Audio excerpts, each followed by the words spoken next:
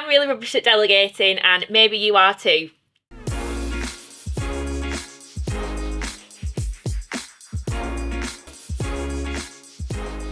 Hello! Welcome back to our YouTube. I'm Vicky. I'm Andrea. We are from Fresh Perspective. We are. And today we will be talking to you about delegating to your team, which I am not very good at. I am also not very good at. We are the best people to be giving this advice. Yeah, that doesn't sound like it, does We need it? to take our own advice. Yeah, maybe we should watch this video back once we've done it. But we're not very good at delegating. We like to keep the control. Yeah, keep control of everything. Processes that I like. Yeah, I like the way that I do things. But we don't have all the hours in the world to do everything. We don't have all the time in the world. So we need to learn to delegate to our wonderful team. We do, yes. They're brilliant. They are brilliant, and they can do the job just as good as we can. I don't know what's wrong with us, but we need to learn. We do. So we have some top tips, don't we, on delegating to the team. It's really important as a manager, as a team lead, to be able to give you time back, to be able to do the stuff that you need to do and kind of only you can do at your level. Yeah. So yeah, here are our top tips on it. Here they are. So the first one I would say is make sure that you are playing to your team's strengths and weaknesses. So if you've got a certain task that needs doing, maybe have a quick think about who's, maybe the best organised, or if it's, I don't know, ringing somebody who's like the best on the phone. I don't know. But just make sure that you're playing to people's strengths and, potentially weaknesses. Just picking the right people for the job is going to make sure that it's going to get done the right way and hopefully the best way as well.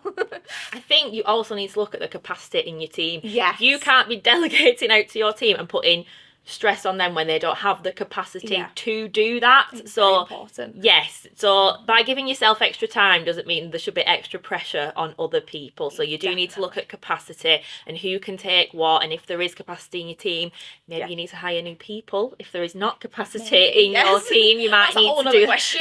That's a whole other video that's probably on YouTube somewhere. So yeah, look at the capacity in your team and who can take what, where, when, that type of thing. Yeah, and if you've got people that are looking for like specific progression, that are interested in doing specific tasks, or going, I don't know, marketing or whatever it might be, look at those people first. If they've got capacity, then they might be a good choice for their learning and development as well. Yeah, exactly. They might just want to take on a bit more responsibility, work their way up into a different role. So it can really help with the progression in your team. And if your team feel like they have this extra responsibility and you trust them with these things and they're getting more involved in different parts of the business, then they will be happier, more motivated. Yes. They will want to do a better job. A happy team is a productive team. It is. And you never know, they might come up with like a really new way of working that you hadn't thought of before that gets it done like 10 times quicker. You might be like, oh my God, why have I not thought of that before? Yeah, definitely. But when you are delegating these things out, you need to explain properly to your team what you kind of want from them, what the outcome needs to be, where they are in the priority list, like something that you're giving them. It might be important but not urgent. It might just be something that you kind of don't have the time to do, but it is still important, but not as important as the job they're doing right now. It doesn't mean it goes to the top of the priority list. So you have to be really clear with your instructions, what you expect from them, when you expect it to be done, how you would like them to do where it. it should sit in that priority list. Yes. Yeah, it's very important. Definitely. And obviously, as a manager, you need to make time for guidance and questions as well, because obviously this is a brand new task to them. You might have been doing it for 10 years or whatever. It's a brand new task to them, so they're going to have questions. They might need a little bit of guidance, so just make sure that you've got a bit of time to sit with them, go through things if they need it, because then they will be more productive with that as well and get it done quicker the next time. Yes, and get it right. Get it right. That's very important. important. And get it right. They need all the information to be able to get it right.